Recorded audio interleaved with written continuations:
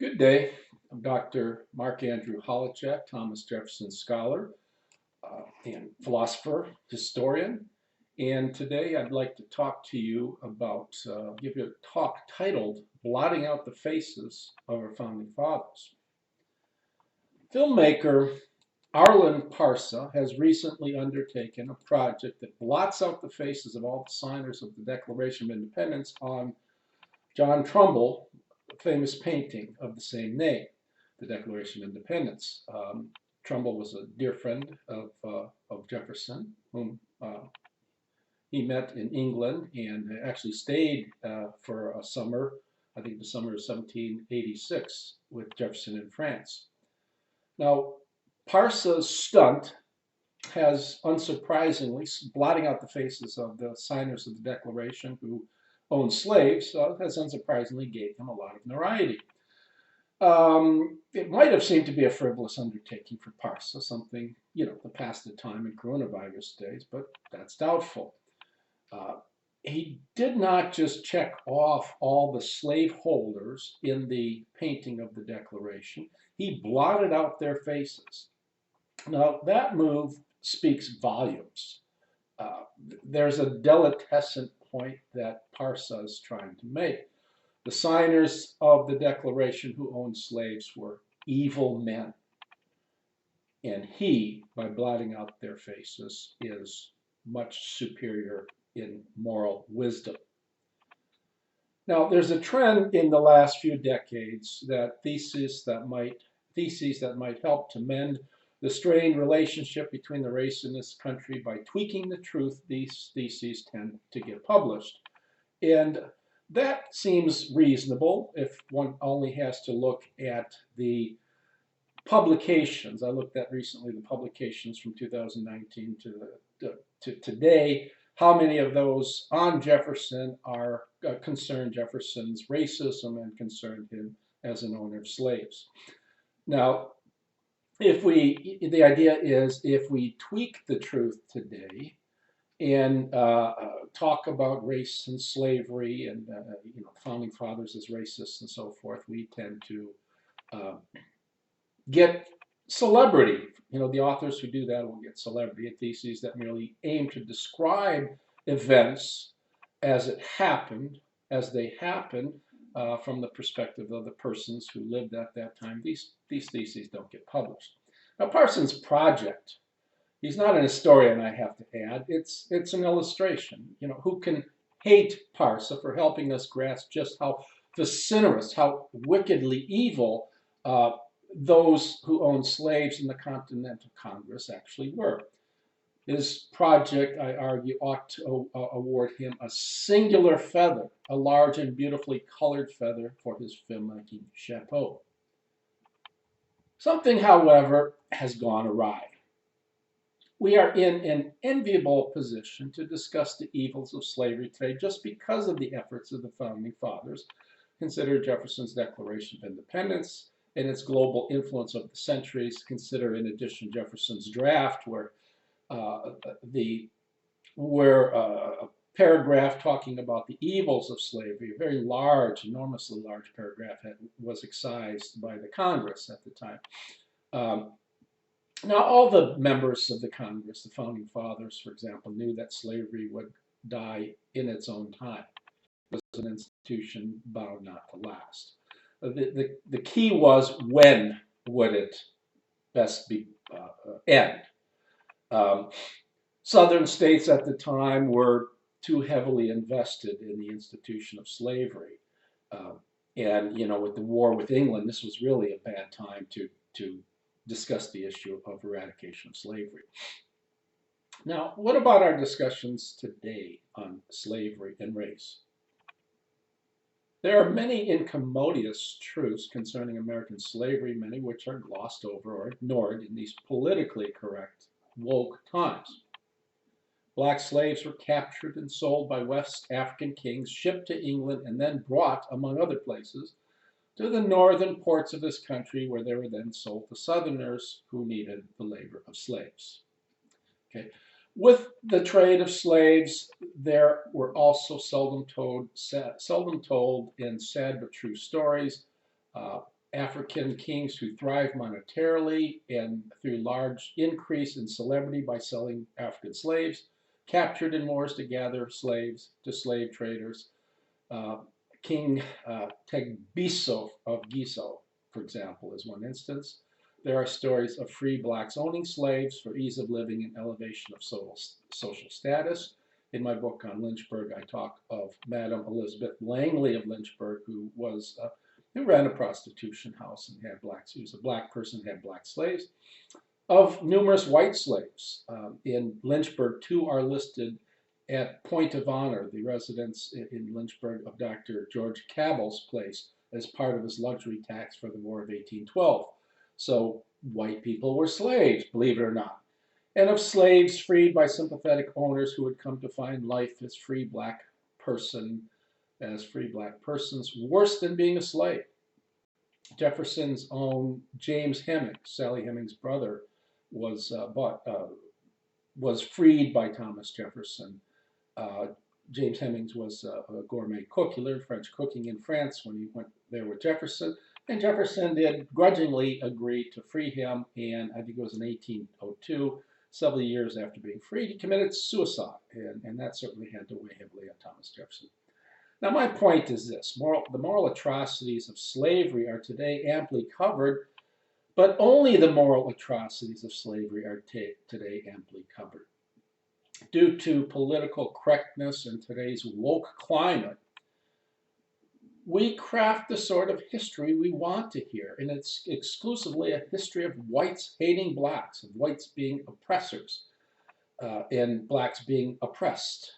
And we ignore certain incommodious details. Is that the sort of selective history, I ask, that we want the next generations to read?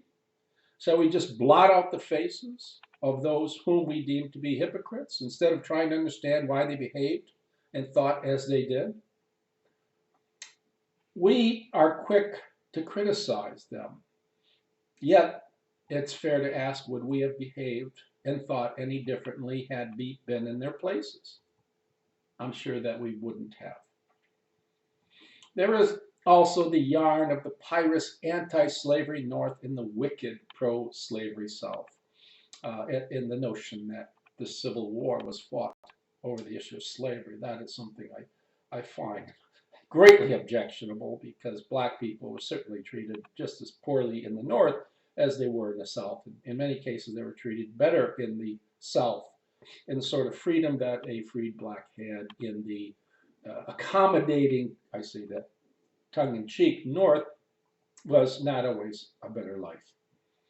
So Thomas Jefferson knew well the hypocrisy of Northern politicians when they made slavery the big issue behind the Missouri crisis. Here's a wonderful passage from a letter that he writes to Albert Gallatin in 1820. And he discloses rather neatly the political hypocrisy of Northerners who had control, who had financial control of affairs in America at the time with their industry, with the Northern industries.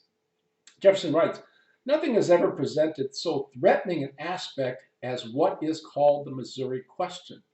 The Federalists completely put down and despairingly of ever rising again under the old division of Whig and Tory, devised a new one of slaveholding and non-slaveholding states, which, while it had a semblance of being moral, was at the same time geographical and calculated to give them ascendancy by debauching their old opponents to a coalition with them."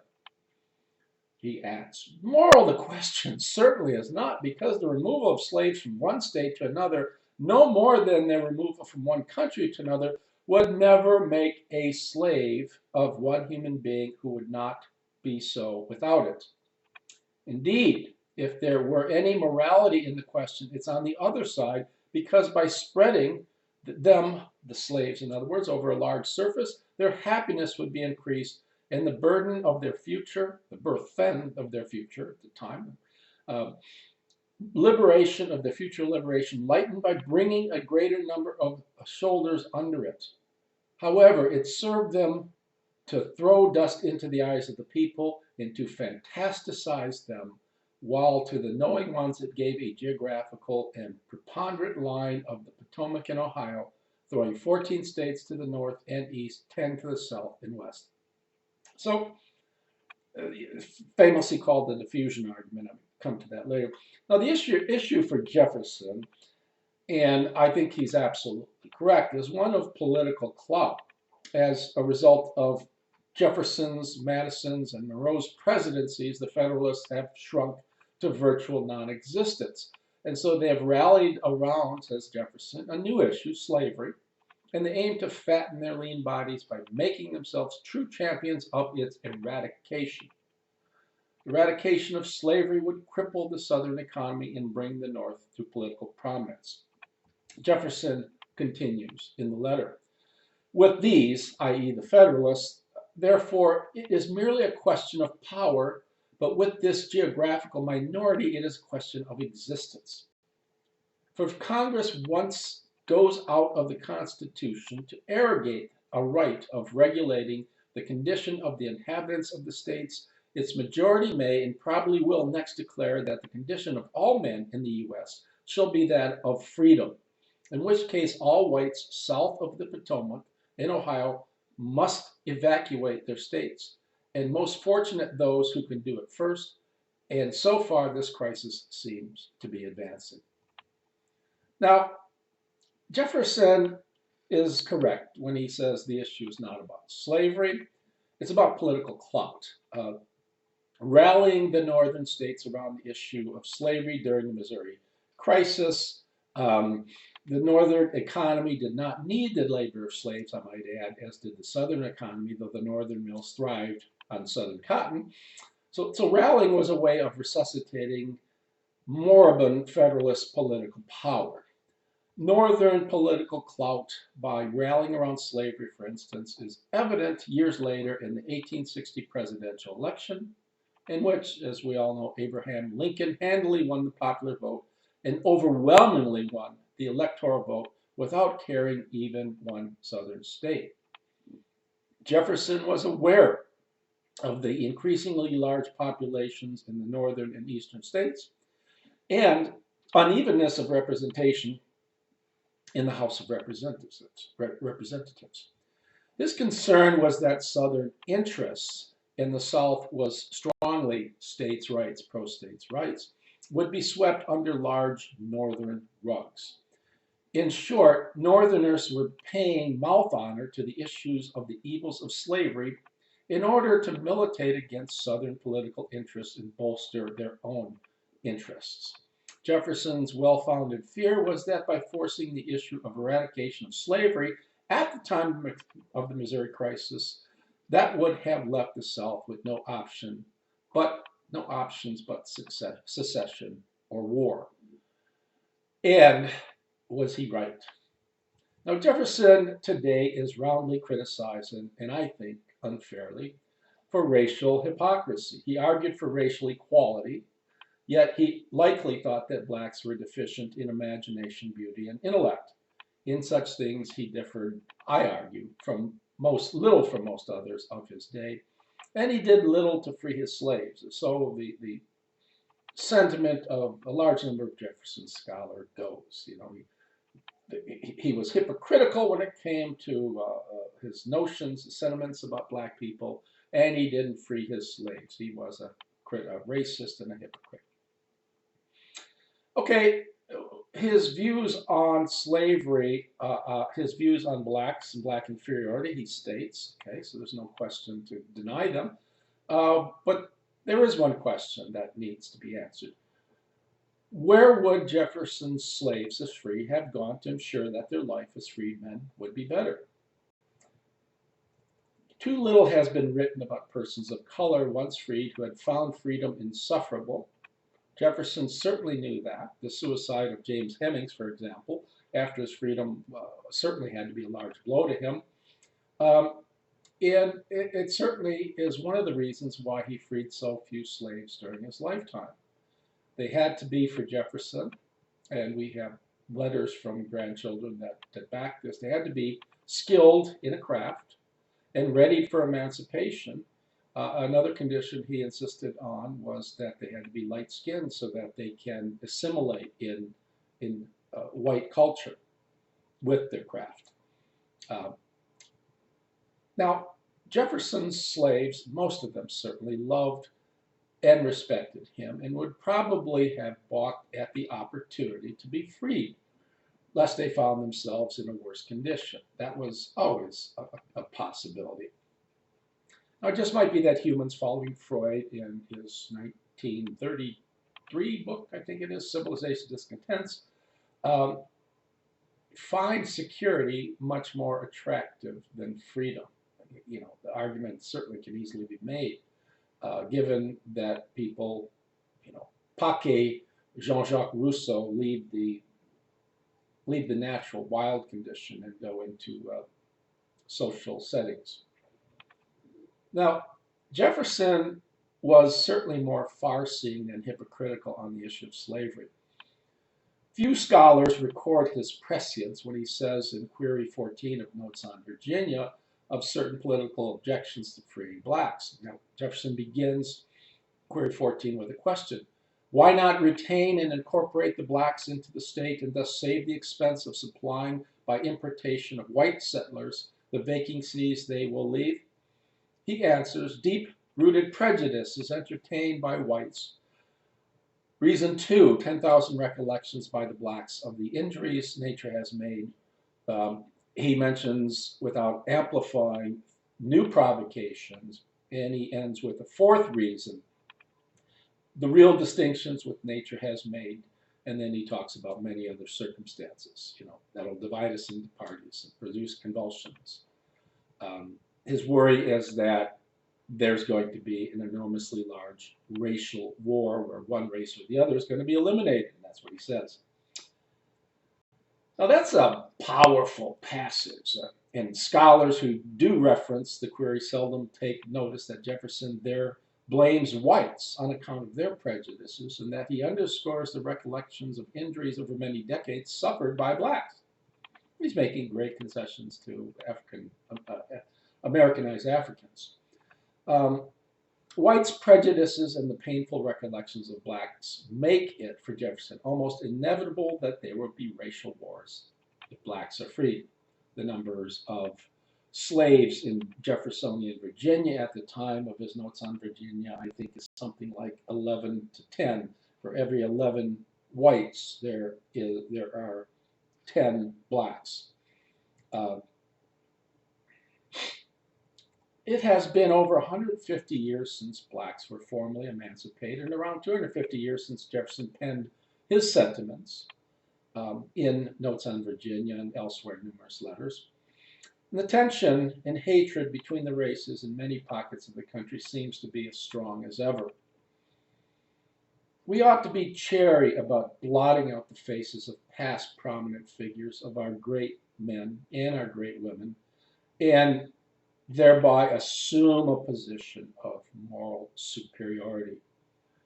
It neither is nor ought to be the aim of historians to censor historical personages. In cases where venality is obvious, descriptive details of a person's actions and course of life, for example, Alexander of Macedon, whom I studied decades ago, Napoleon II, these are prime examples of people whose actions were morally facinerous, and there's no reason for us to have to state that. And Alexander did this, and that was bad.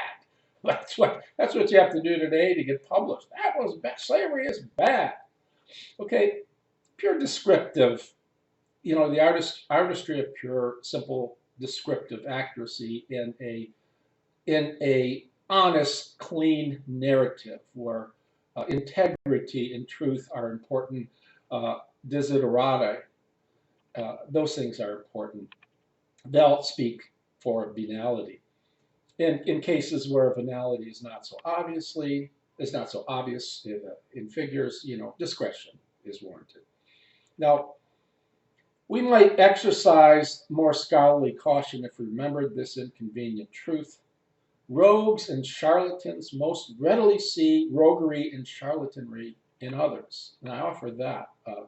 to when you think about the writings of the numerous scholars today, what goes on at Monticello, what's going on at Poplar Forest, what goes on at the University of Virginia, what goes on in Charlottesville's political arena, you know, city council, um, people who are quick to use the race word and calling people racist, one must question their motivations. Might it be that these people are the real racists? Okay, so we ought to suspend moral judgment, as it just might be the case that some morally superior person in the decades to come might find blotting out our face to be an agreeable way of passing the time. Thank you very much. I hope you enjoyed this little talk. And let's get away from this critical race theory crap from the 1619 thesis garbage and go back to having integrity and honesty and truthfulness in the sort of history that we do. There's no problem with disclosure of racism when it was present, but this really is not all that relevant when we understand things going on in Jefferson's day. Racism is mostly a modern concern, and if we apply what might be considered the criteria of distinguishing racists from non-racists today, just about everybody living in Jefferson's time, and that includes many of the blacks, if not most, would be considered racists. Um, many blacks thought themselves inferior because they were in the institution of slavery. They didn't know any better. Does that make them racist? I think it's just silly to use that word. Let's get rid of that word. I hope you enjoyed this talk.